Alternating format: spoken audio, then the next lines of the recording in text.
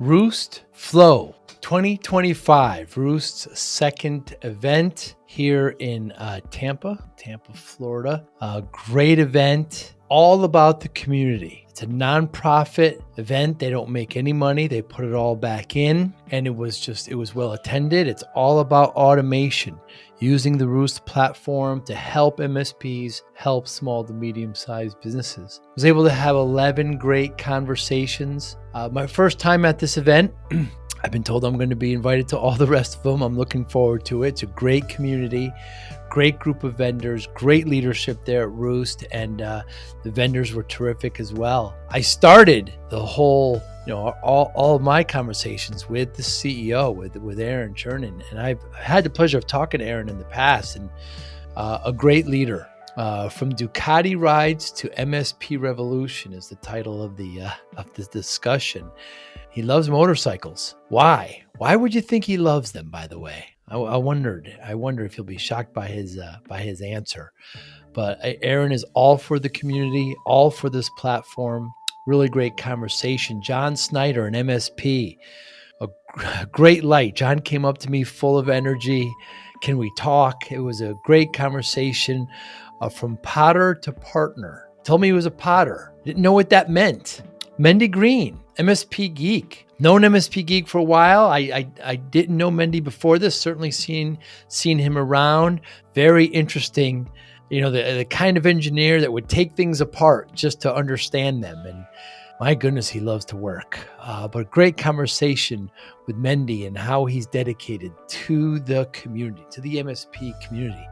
Frank Marino, from rugby fields to fire pits, well-rounded individual, another gentleman who came up to me, another MSP, has an interesting backstory, great conversation with Frank. I hope to work more with him. It's just a great smile and great presence and a lot of knowledge there. Vera Tucci, an Italian. Her and her husband have a great MSP there in northern Italy near Bologna. Tea consulting. Of course, my father's from southern Italy, but culture, communication, and cyber. We just talk about how MSPs work there in Italy and southern Europe, how it's different here. It's not really that different. But Vera gave a great presentation there at Rewst, and it was really, really well accepted. Carl Bickmore. I've known Carl for 20 years.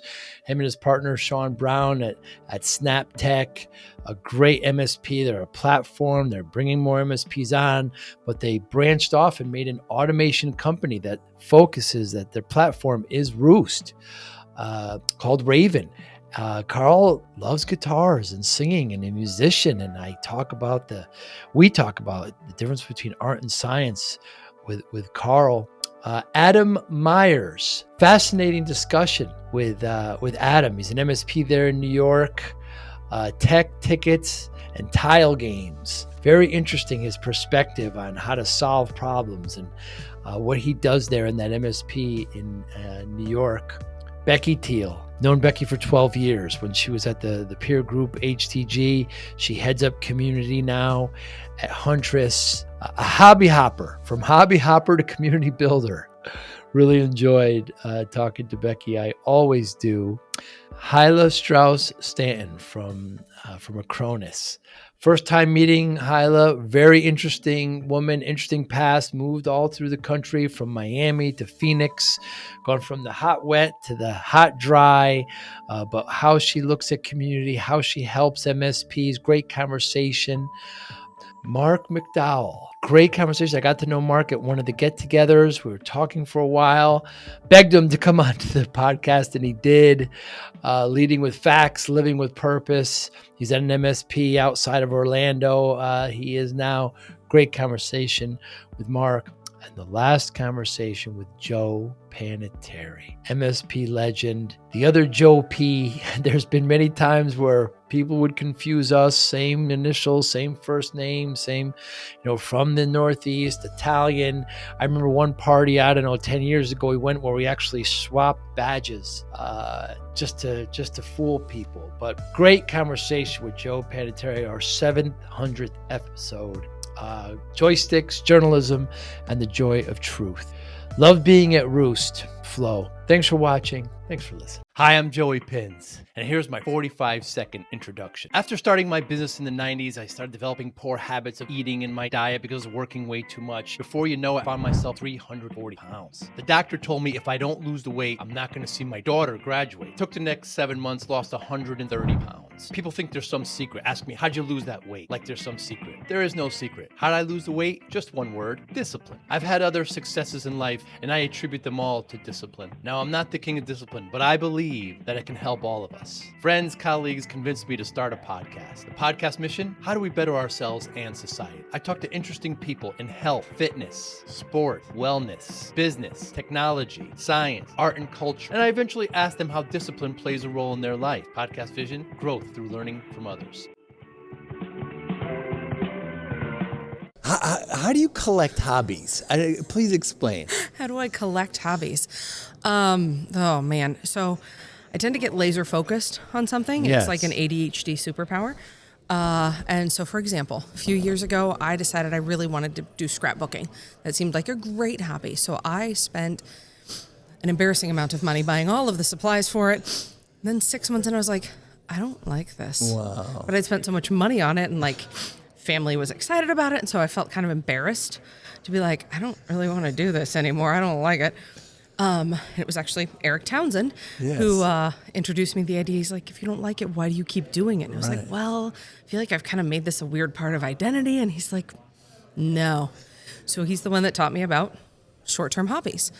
So fully investing in something for 3 to 6 months and then kind of revisiting if you like it or not. So I did that with scrapbooking. I did it with crafting for a while. I'm an epically bad crafter. I hate it. Gardening. I gardened for years.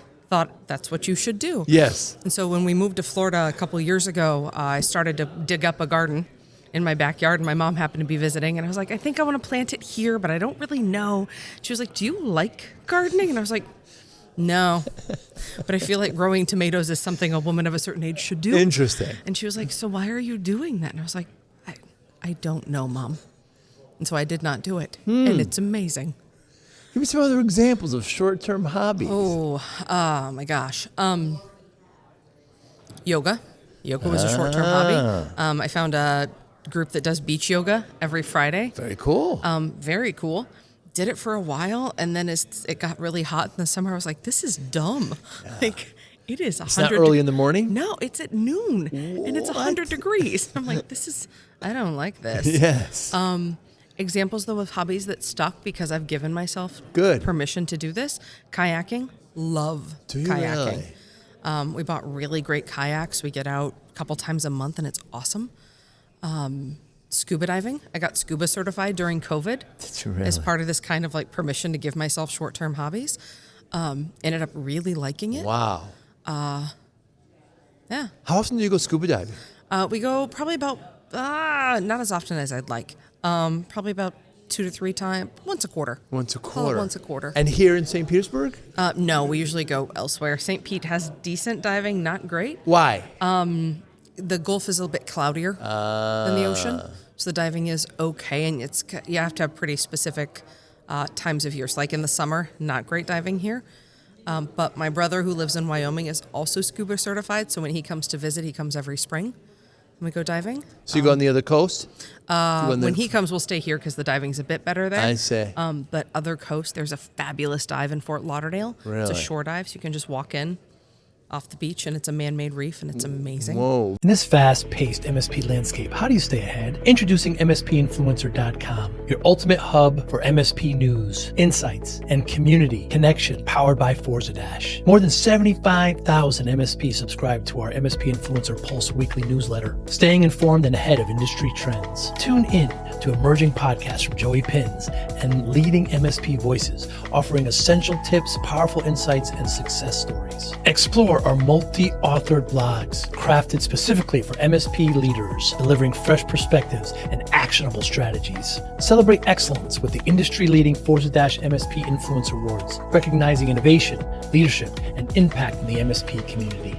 Join thousands of MSP professionals who trust MSPinfluencer.com to grow their business and expand their networks. MSPinfluencer.com, where today's MSP leaders connect, collaborate, and conquer, all powered by the Forza Dash platform, helping MSP vendors work effectively with MSPs and helping MSPs grow. Versus taking a boat out and getting dropped off. Yeah.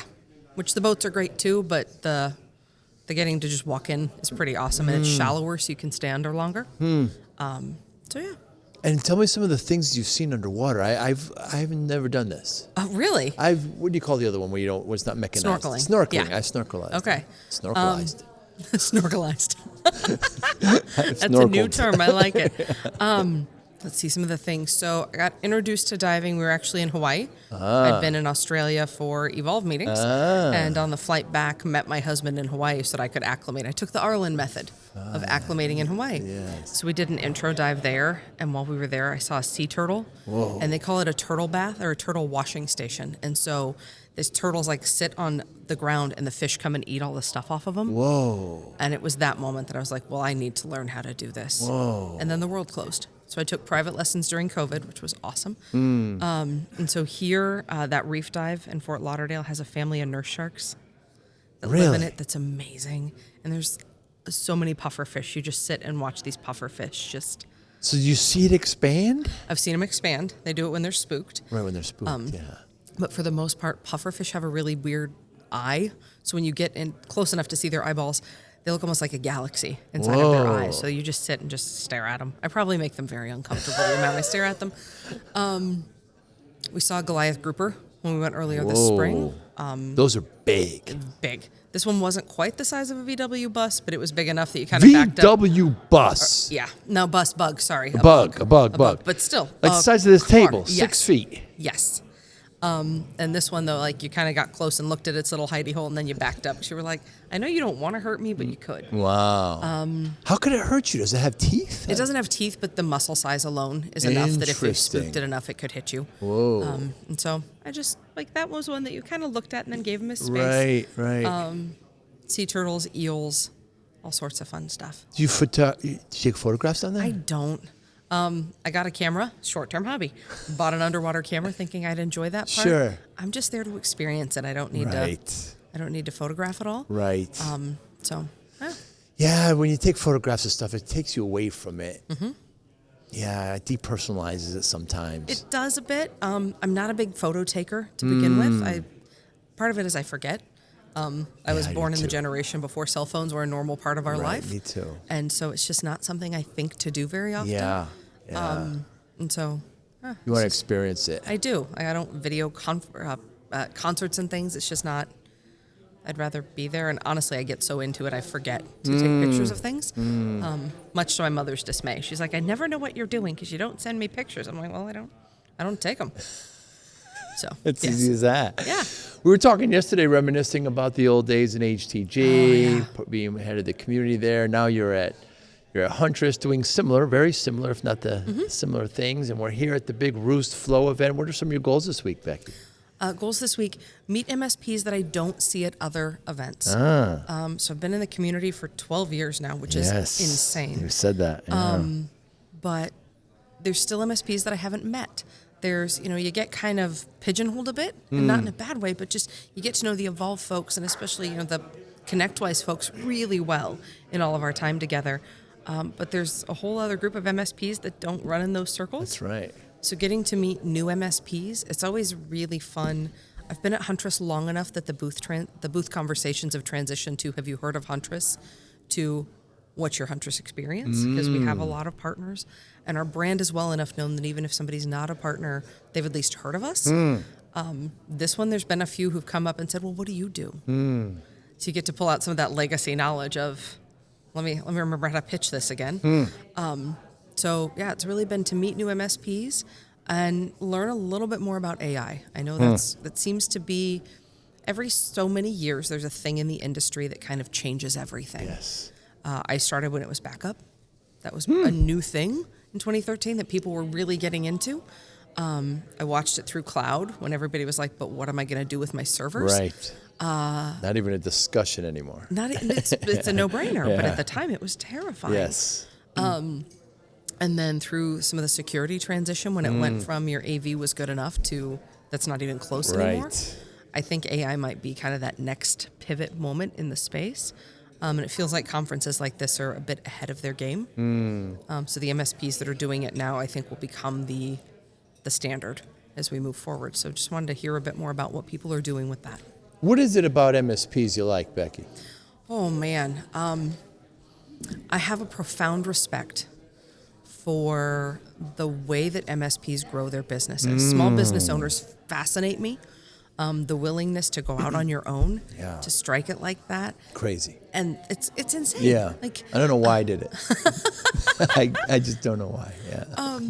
But the willingness then, especially in MSPs, to sell a service that is so necessary, but quite frankly, so many people don't know about it. When I applied for the job 12 years ago, I had no idea what an MSP was. I had to look it up before I did my first interview. It's kind of embarrassing when I think about now how little I knew. So it's such an odd industry in that it's such an important part of our economy, but people don't know it exists. They don't. So there's that part of it, but the willingness to strike out on your own, and especially then to be able to be willing to take other people's livelihoods into consideration and to hire other humans and to grow this practice. MSPs I find them incredibly fascinating. And when I entered the space, I had no idea what an MSP was. I came from a healthcare background. I barely knew how to turn on my computer.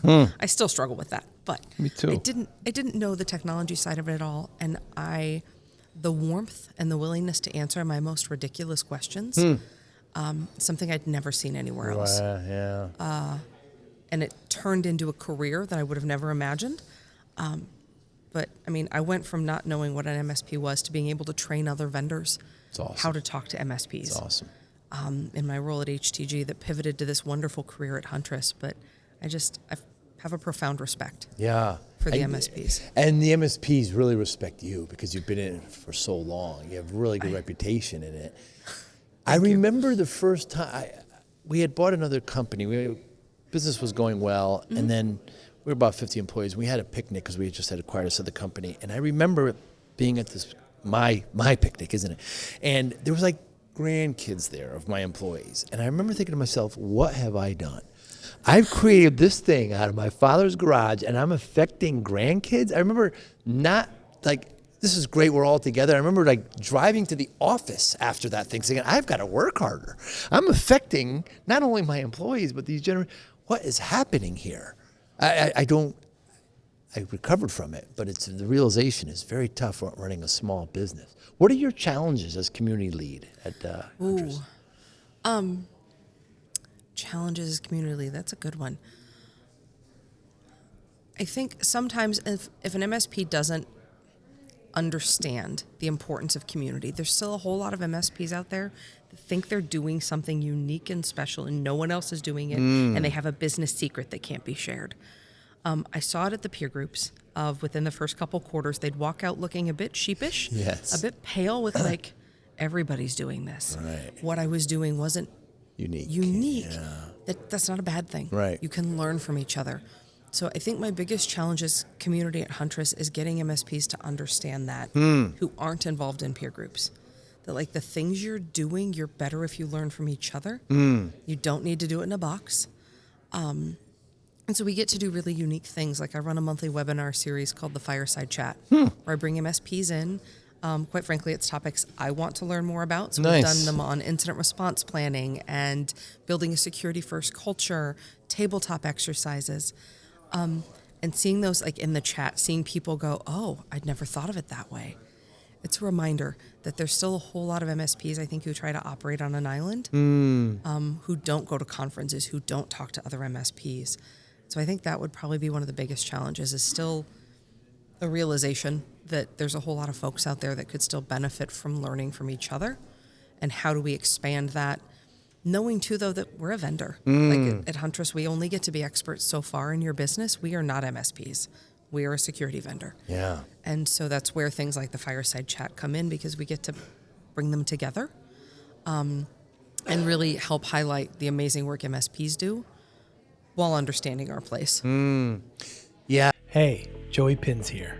Want to take your podcast experience to the next level? I'm excited to invite you to become a YouTube member. It's the absolute best way to support the channel and enhance your connection. Join our amazing community and unlock the incredible perks, custom loyalty badges, exclusive emojis, and priority comment replies. Your voice will always stand out. Be the first to watch new videos with early access, receive special membership shoutouts, and get exclusive behind-the-scenes photos and updates. Dive into content available only to our members, special videos, deep dives, and insider perspectives. Engage directly with me. Suggest podcast topics you want to hear, and even get personalized video shoutouts. Hit the join button right now and become part of something special. Let's build this amazing community together. I can't wait to welcome you as a new member. Join the Joey Pinz family today. That's a tough line to dance sometime with some vendors, education and pitching. Mm-hmm. There's a big difference. How do you make sure that you're having the best interest of the MSP in mind at these fireside chats? So we don't talk about security because very rarely, I am not a technical human. We have other technical webinars that are much better suited for that kind of content. So bringing in business topics and making sure that I've created a space for the MSPs to share their expertise. Like, I'm really there to learn. And so, I mean, I develop the abstracts and build an outline, but from there, the MSPs bring the expertise, and I just get to sit in these 45-minute master classes on these amazing topics and learn from people who are doing it very, very well and their journey of how they got to this point, because nobody started doing this well. They had to learn along the way, too. In your years of working with all these MSPs, Becky, is there a common kind of problem you see with MSPs that they can't get over, that they can't jump through? You see?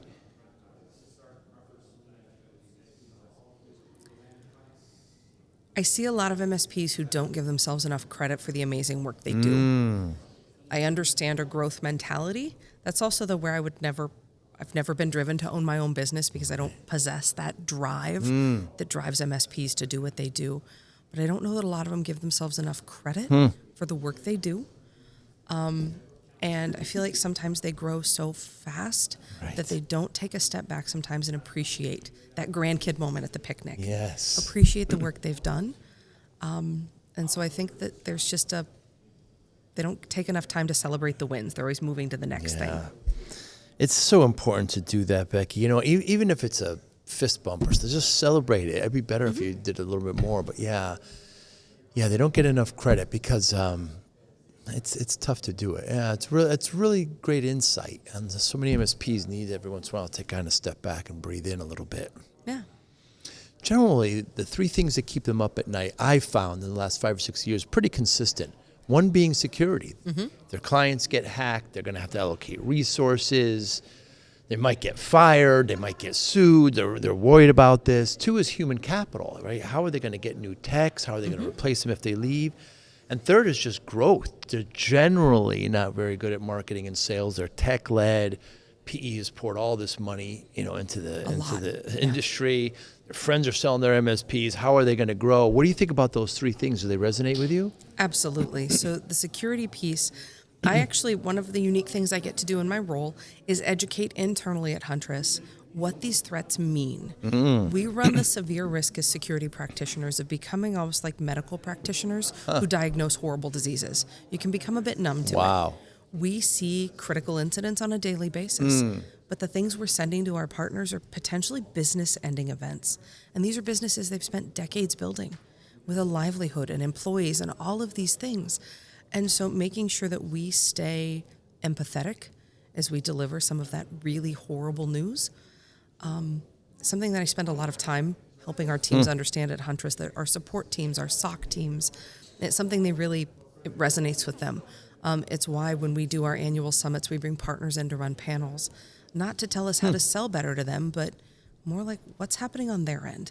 We actually do an entire hour-long presentation on if this is a SOC ticket, what's the SOC analyst seeing and what does the partner see? Wow. And what's happening in their brains, what's going on in their world, and how even something as small as a false positive from us can blow up their whole day. Wow.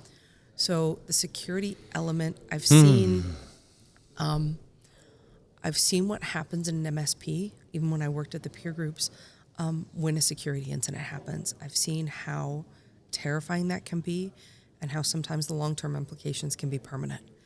So the security piece really resonates with me, and it's something that we focus on a bit in that fireside chat on incident response, that in a fire drill, your team needs to know how to react. So, security isn't just a tool.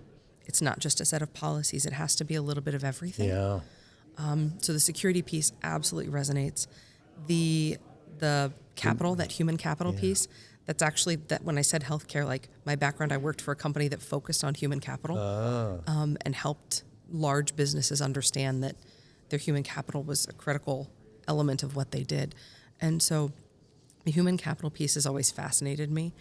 MSPs have a really odd thing they have to do.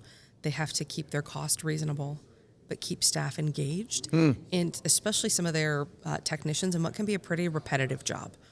So how do you invest in training? How do you keep people engaged in those roles? I love meeting the MSP employees who've been with the company 10 years. And my question is usually, what keeps you there? Like, what engages you to stay? What we've seen, though, is the security specialists in these orgs, I think, are even harder to maintain and retain, because with a few certs, they can go to a vendor company and get significantly more money. Wow. The vendors have a lot more budget Yes. to pay. So I think that the staffing piece is fascinating as it continues to evolve.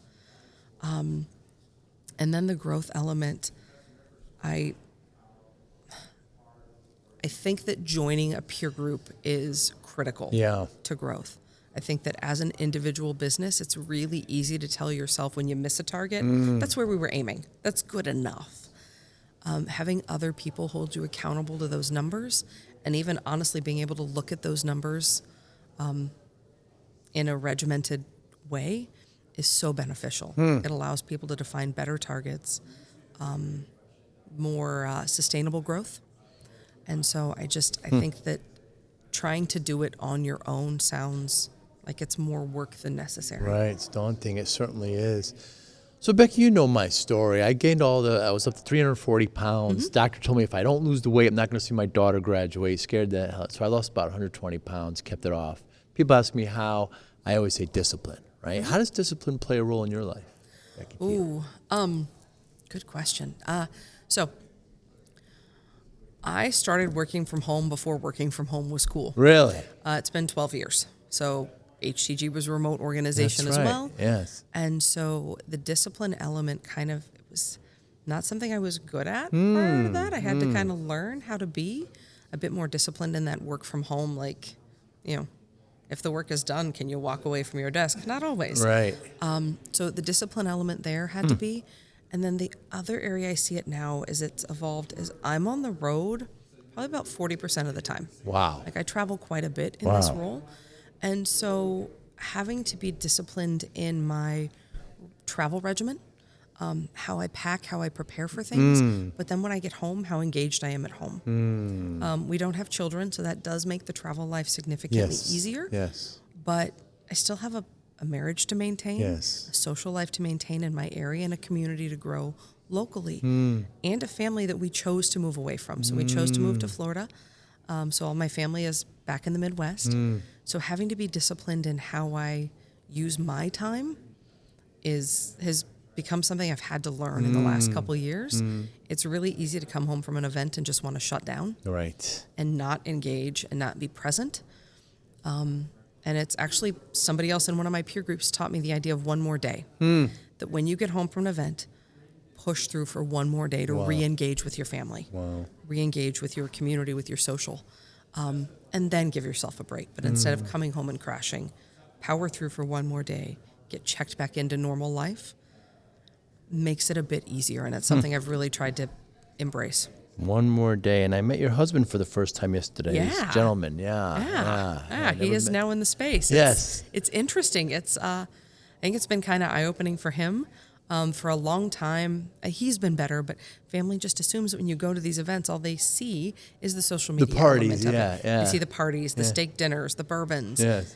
And it's like, yes, but I'm still working. Yeah. Like, I'm not home. I'm not getting to prepare a meal that I know what went into it. And so having him see this side of it and being like, oh, He looked at me last night. He's like, "This is exhausting. How do you do In a it?" booth all day. In Yeah. a booth. He's like, "How do you stand all day?" And I'm Right. like, "Why do you think I own so many comfortable shoes?" Yes. So it's been good to see that, and for him to just have a bit realization. It was also kind of a natural progression for him because like some of the MSPs I've known for years have become such friends. Like we go on vacations together. That's awesome. So he's gotten to meet some of these folks in social settings. Yes. But he's learned just enough about their businesses now over the years that moving into the space was a pretty natural move for him. Very cool. What motivates you, Becky? Oh, I like fixing things for people. Do you really? I do. I'm a fixer. I like making people happy. I like bringing joy to people. A few years ago, I worked with a coach to kind of develop what my personal mission is. And it owes back to I'm a Girl Scout, grew up as a Girl Scout. And the mantra there was leave every place better than you found it. And so my mission is to leave every person I encounter just a little bit better. And so that comes down to fixing problems and just giving people, especially it shows that genuine moment. Instead of just asking, "Hi, how are you?" as you pass them, like genuinely engaging with people motivates me. Learning people's stories is really a huge driver for me. Did you work with Rich on your personal? I didn't. We have oddly enough, my husband and I did a life plan with Arlen. Oh, with Arlen. I specifically requested Arlen because I needed somebody who knew me well enough to tell me to stop talking. I have way more words than my husband does. And Arlen was that perfect fit. Yes. There was one point when he said, "All right, Becky, you're done."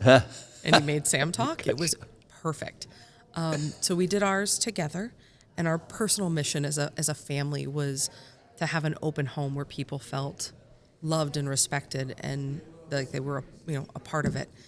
And so my personal mission just kind of evolved from there. Huntress offers some really great resources. Oh, really? And so we have access to coaches on a regular basis that we can choose to engage. So it's Better Up is the service they buy. So I had a Better Up coach that helped me develop kind of my personal mission from there.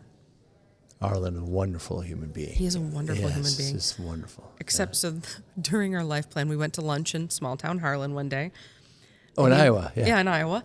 And he looks at my husband. He goes, "So I just need you to know that if I hadn't have been exiting my MSP when Becky got hired, she would have never gotten a job." And I was like, "What?" HTG had a history, and Arlen still has this of hiring people from the community, people from church, Yes. MSP's children, former MSPs. Yeah. I was the first employee that they hired via normal means. Outside. Interesting. I was an outsider. Interesting. And he was very clear because I got hired so they'd sold the MSP. He'd worked in it for a little bit. Want to show your love for discipline, inspiration, and the Joey Pinz podcast? Now's your chance. Introducing the brand new Joey Pinz merch store, where style meets discipline. Choose from premium apparel, cozy hoodies, stylish hats, durable bags, and your new favorite coffee mug, all featuring the iconic Joey Pinz logo. Perfect for podcast fans, discipline enthusiasts, or as unique gifts for friends and family. Every purchase supports the Joey Pinz Discipline Conversations podcast, helping us continue to inspire greatness and promote positive change. Visit joeypins.com/store today and wear your discipline proudly. Joey Pinz merch. Wear it, share it, and live it. But like the week I started was the week that the MSP employees were moving out of the office in Harlan. Wow. And so like I really got hired in the middle of some significant change. Wow. And so for him to call it out of, and then he ended it with, "It worked out good." It worked but out fine. She needs to know that like I would have never hired her. I was like, I guess that's a compliment.